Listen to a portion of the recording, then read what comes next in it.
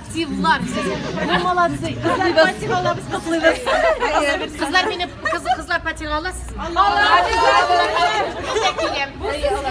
Bu lexikon общий фотограф çıktı. Bu ses давать общий. Ver ya kallamında.